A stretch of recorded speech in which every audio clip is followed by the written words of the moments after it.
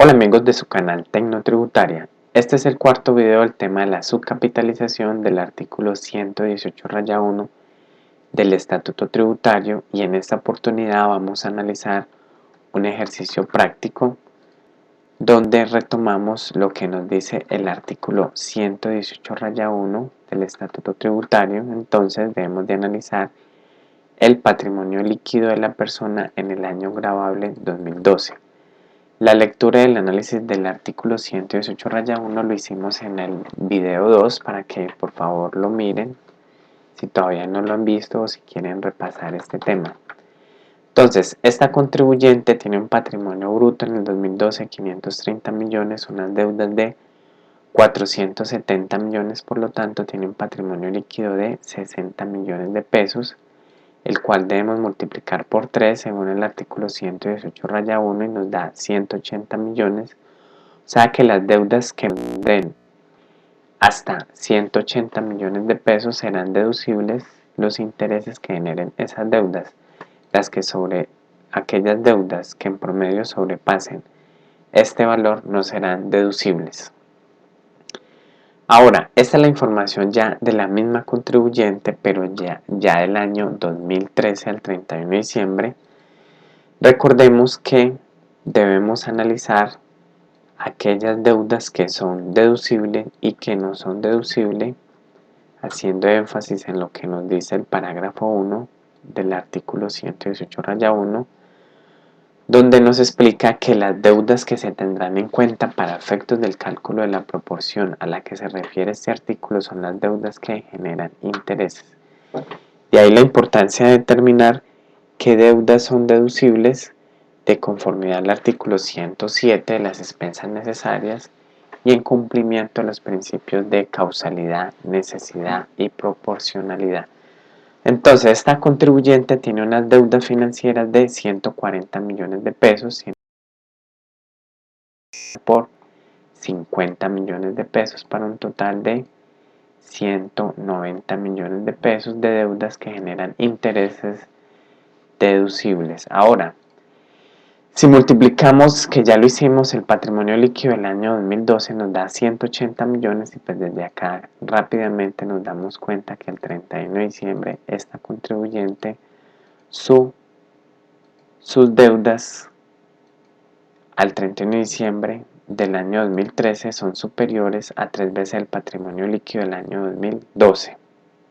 Pero esta contribuyente también tiene intereses no deducibles, una deuda con la administración de impuestos por 40 millones, deudas que no generan intereses de un proveedor 110 millones, una deuda familiar 80 millones, para un total de deudas que no generan intereses de 190 millones.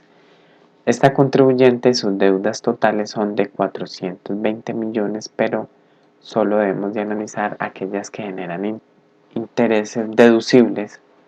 Por lo tanto, las deudas de 190 millones de pesos, ya que esta es la comparación que debemos de hacer entre estos dos valores. Para esto, acá tenemos los análisis de las dos deudas financieras, una que inicia en 150 millones y termina en 0, otra deuda financiera que inicia en 220 millones en septiembre del 2013 y termina en 140 millones, que sería esta deuda. Y otra deuda financiera con un tercero prestamista que inicia en 90 millones y que al 31 de diciembre queda con 50 millones de pesos. Estas son las deudas que vamos a analizar. Entonces ahora vamos a ir al decreto reglamentario 3027 de diciembre del 2013, que es la reglamentación del artículo 118-1 de subcapitalización, y es el que debemos de tener en cuenta para el cálculo de las deudas y los intereses deducibles y los no deducibles. Bueno, entonces nos dice el decreto 3027, que fue modificado por el decreto 627 de marzo 26 del 2014. Entonces vamos a analizar este, aquí está incluido el 627, y en su artículo primero nos dice que para efectos de lo previsto en el artículo 118-1 El patrimonio líquido se determinará de acuerdo con lo dispuesto en el artículo 282 del Estatuto Tributario. Todos los subrayados que tenemos nosotros en todos los videos son fuera de texto. Lo que buscan es complementar de alguna manera o resaltar algo en específico. En este caso, el artículo 282 simplemente lo que nos dice es el concepto de patrimonio líquido, que es tomar el patrimonio bruto, restarle las deudas y nos da el patrimonio líquido. De esta manera, pues, nos trae aquí el artículo primero, el decreto 3027, el análisis que para efectos de lo previsto en el artículo 118-1 del Estatuto Tributario, el patrimonio líquido se determina de acuerdo al artículo 282 del Estatuto Tributario. Y ya a partir del artículo 2 del decreto 3027 de diciembre del 2013 inician las fórmulas.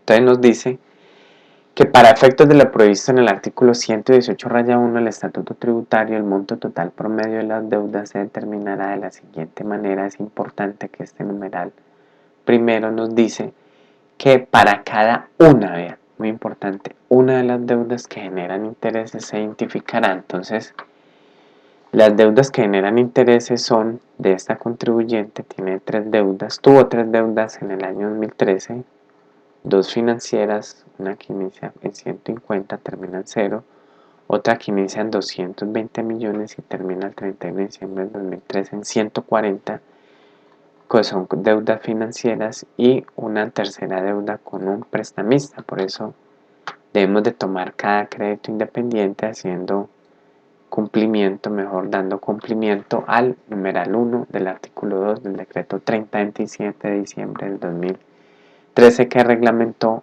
el artículo 118-1 del Estatuto Tributario. Entonces nos dice permanencia. Es el número de días de la deuda durante el respectivo año gravable, el cual incluye el día de ingreso de la deuda y no incluye el día del pago del capital o principal.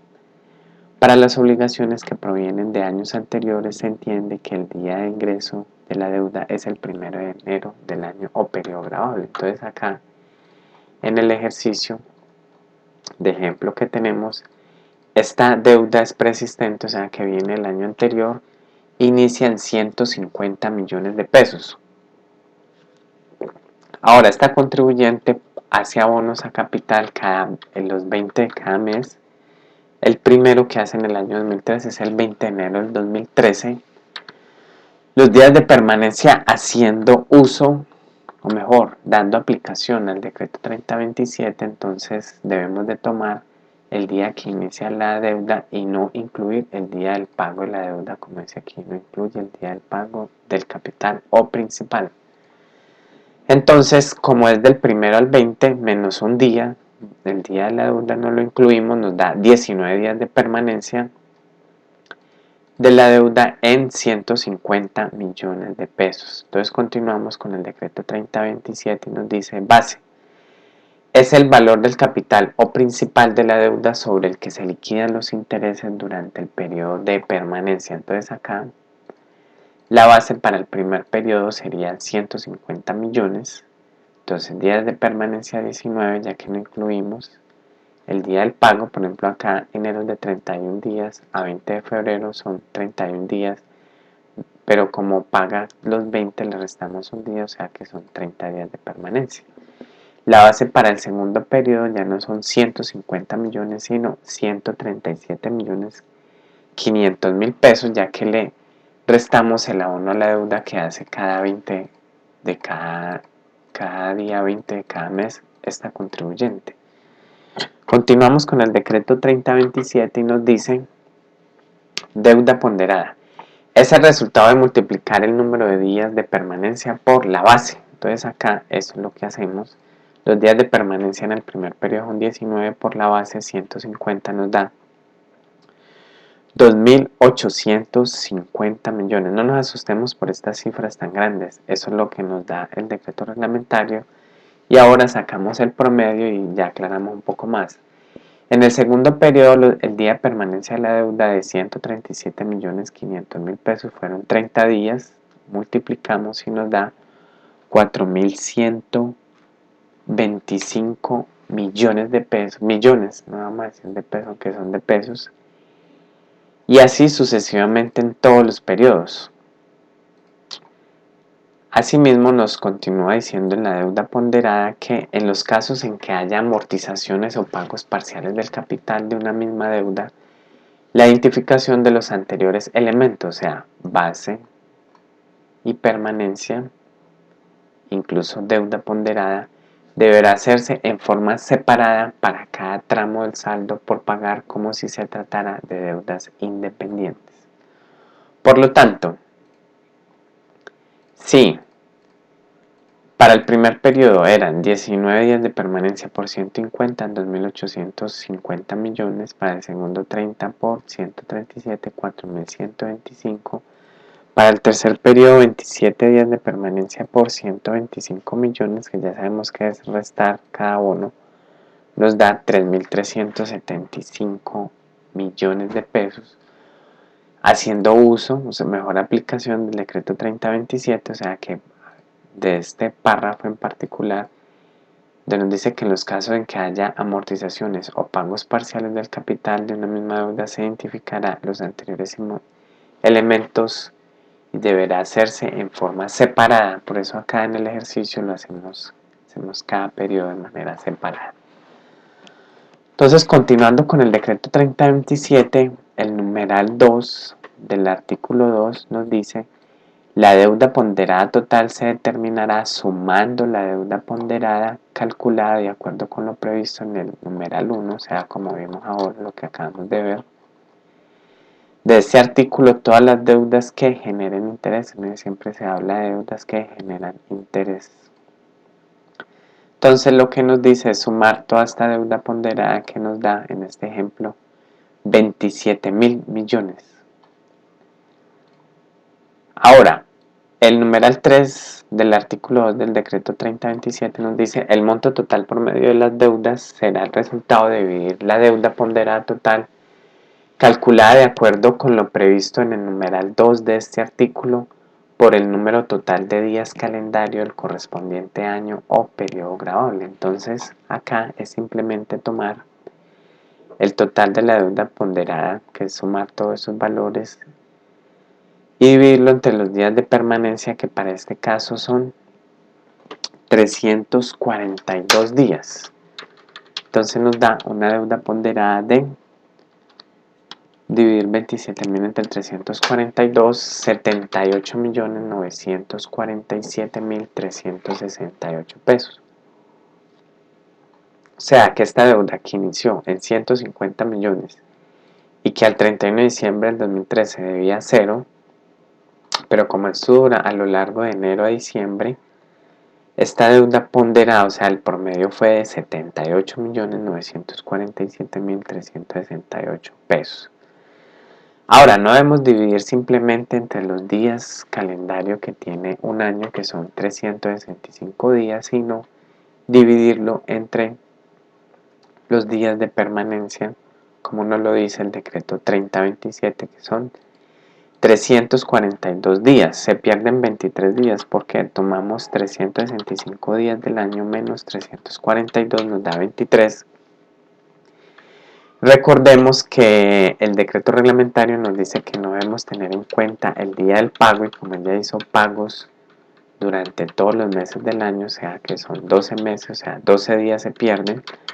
Fuera de eso, ya termina de pagar la deuda el 20 de diciembre, y de 20 de diciembre al 31 de diciembre nos dan 11 días. Entonces, 12 días que no tomamos en cuenta por los abonos mensuales. Cada vez que se hace un abono no se tiene en cuenta.